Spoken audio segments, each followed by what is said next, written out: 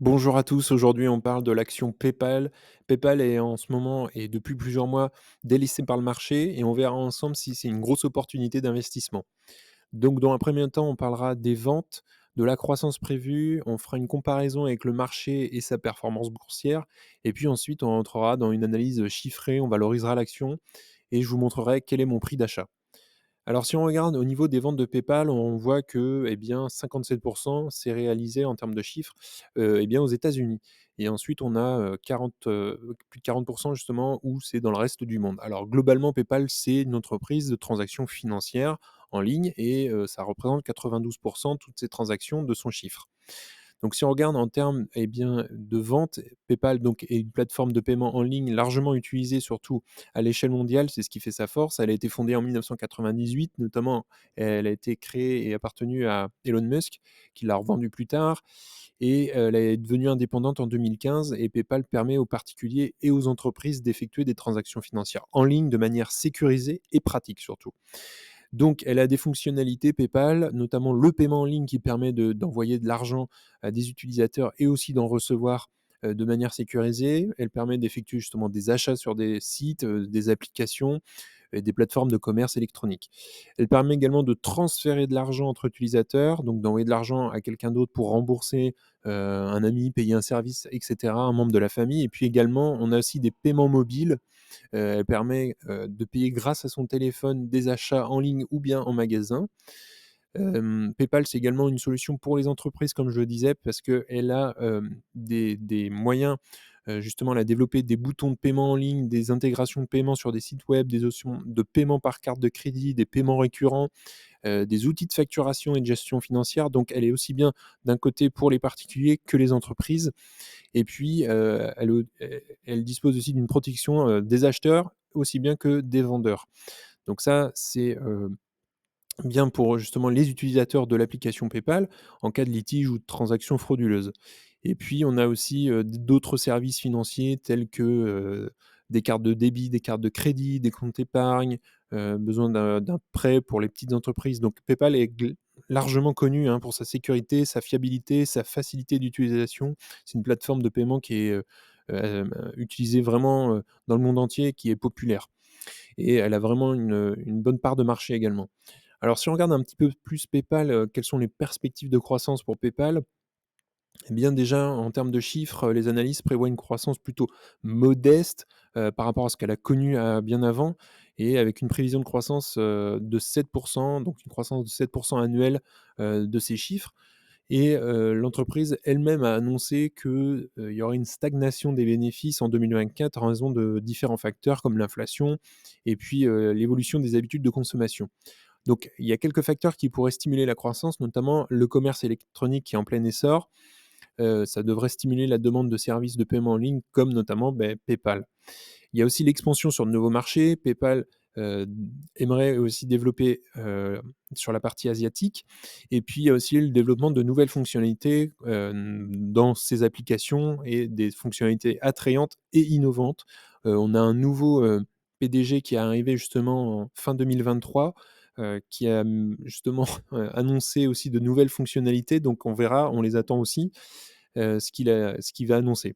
Et puis, certains défis aussi de croissance, donc il y a aussi la concurrence qui est de plus en plus forte, notamment avec Apple Pay, qui développe de plus en plus des comptes, en ligne, et donc PayPal doit faire face à tout ça, cette concurrence. Il y a aussi le ralentissement économique qu'on connaît aussi un peu aujourd'hui, notamment avec l'inflation, et ça joue aussi sur les dépenses de consommation et ça peut nuire et on le voit aussi à la croissance et des transactions sur PayPal et on le voit que PayPal aussi en bourse en ce moment, stagne un peu aussi, hein, sur un prix entre 50, 70, voilà depuis plusieurs mois et puis il y a aussi une saturation du marché qui pourrait être, des défis à la croissance, de PayPal, avec, de plus en plus aussi d'applications de paiement, numériques en ligne.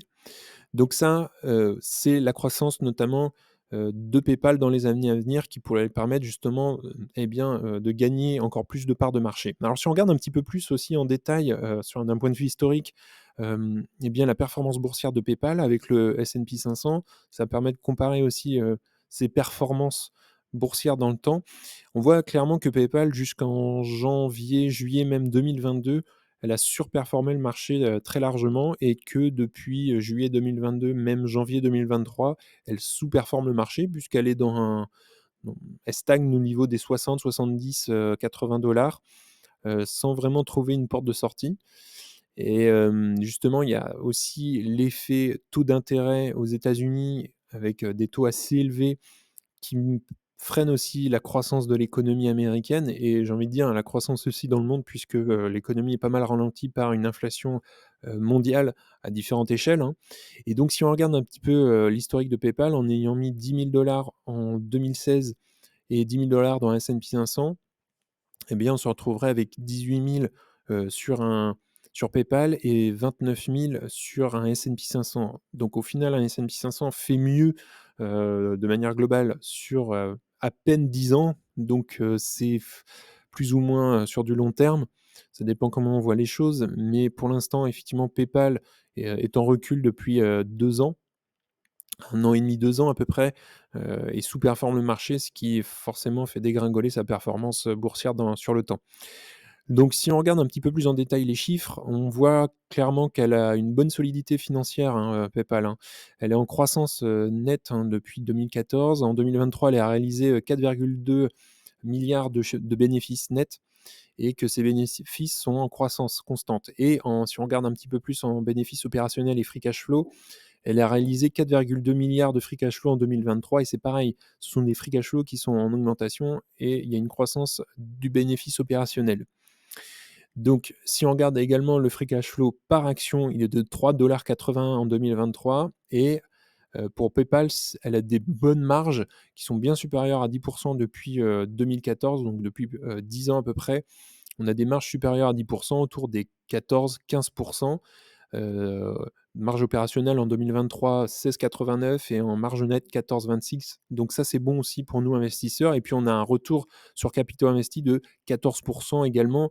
Donc ça, c'est positif aussi.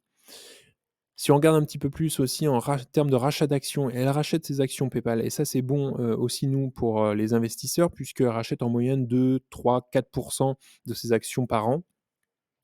Et puis elle a une dette, qui est largement aussi, remboursable. Elle n'est pas trop endettée et puis on observe aussi une dépense en recherche et développement beaucoup plus intense depuis surtout 2019.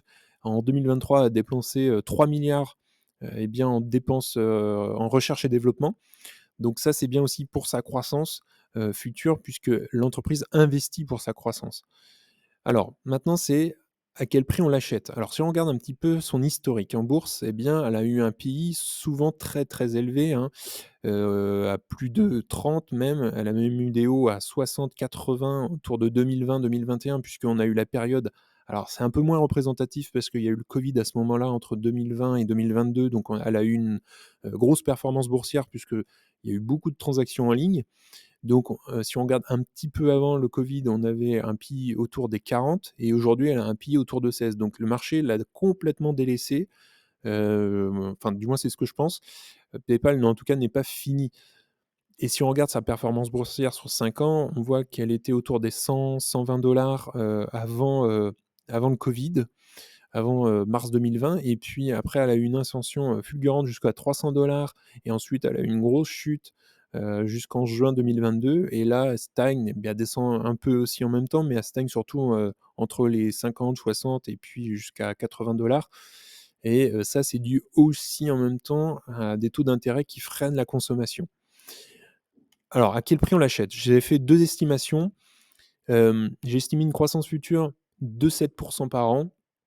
Un minimum, on veut de retour de 10 par an et en mettant un PI de 15, je paye pas plus de je mets pas un PI plus que 15 parce que c'est aussi une entreprise, je la prends comme une banque en fait, donc je la mettrai pas à plus de 15 et il faudrait donc aujourd'hui, d'après mes estimations et c'est les miennes, mes chiffres, la payer autour des 60 justement. Et puis j'ai fait, une deuxième estimation un petit peu plus conservatrice avec un PI de 12 tout en ayant justement une croissance de 7 et un minimum de 10 de retour par an. Eh bien, il faudrait la payer 50 Donc moi, ce que j'en tire et je suis déjà surtout investi sur PayPal, Je reste moi déjà investi sur PayPal. J'ai un prix, de revient autour des 60 $, donc ça me convient. C'est pleinement justement grâce à mes estimations et mes analyses que j'ai pu investir aussi dans PayPal. Il y a aussi du court terme puisque l'économie perturbe PayPal, notamment avec les taux d'intérêt, mais ça, c'est du court terme, ça va pas durer non plus une éternité, des taux aussi hauts. Il y a le marché qui a aussi délaissé PayPal parce qu'on a une faible valorisation, de 10 avec un PI de 10, voire même de 15. Et alors c'est sûr que PayPal aura pas des chiffres, tels qu'elle a pu connaître bien avant, mais elle a pas fini non plus de croître. Hem, du moins, elle a un PI aussi intéressant en ce moment.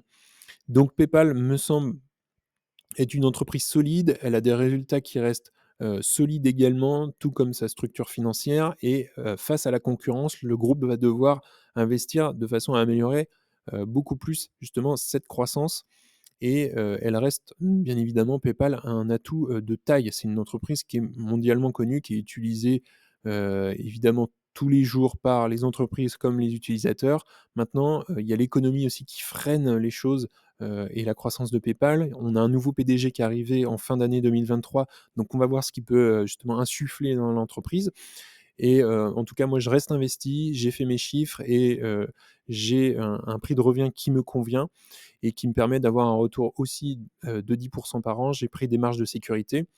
Dites-moi vous si vous êtes investi également dans PayPal, ça m'intéresse. Qu'est-ce que vous pensez aussi de PayPal? N'hésitez pas à commenter en dessous de la vidéo.